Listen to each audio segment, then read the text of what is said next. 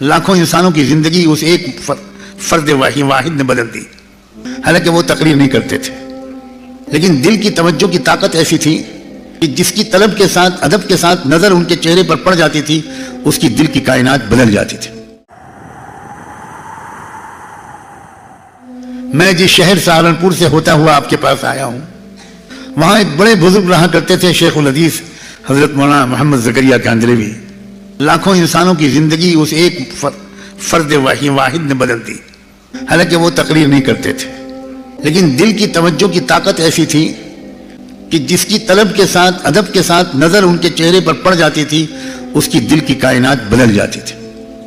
سہارنپور میں رمضان مبارک کے دنوں میں ہزاروں لوگ ان کے یہاں آتے تھے، خاص طور پر آخری عشرے میں.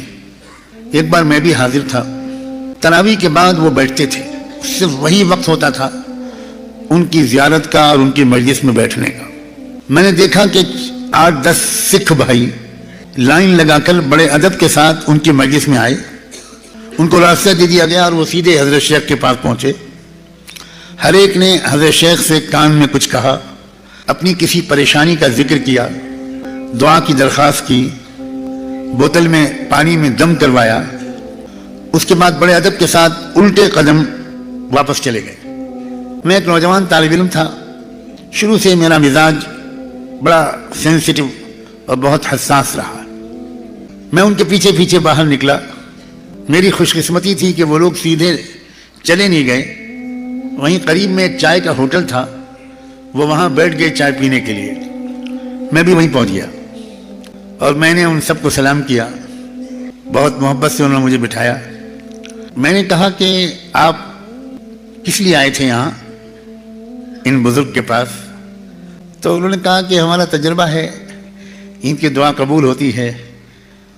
یہ دعا کر دیتے ہیں، پانی میں پھونک دیتے ہیں تو بیمار اچھا ہو جاتا ہے. تو میں نے ان سے کہا کہ انکل آپ نے تو دیکھا ہے کہ وہ بھی انسان ہیں ہماری آپ کی طرح. بھی پیا انہوں نے، کلی بھی کی، اگالدان بھی پاس میں رکھا ہوا تھا.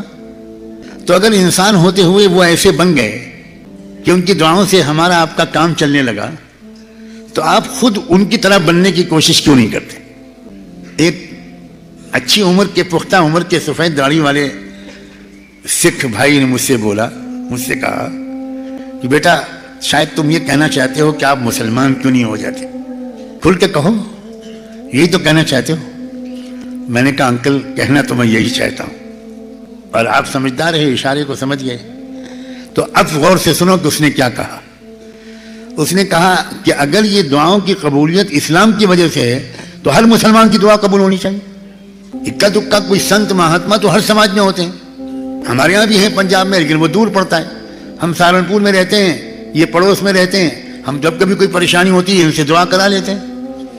بیٹا اگر تم چاہتے ہو، اب یہ غور سے سنیے گا، اگر تم چاہتے ہو کہ بھارت کا سماج اور مانو سماج اسلام کو سمجھے اور غور کرے اور قبول کرے، تو پہلے مسلمانوں کو مسلمان بناؤ.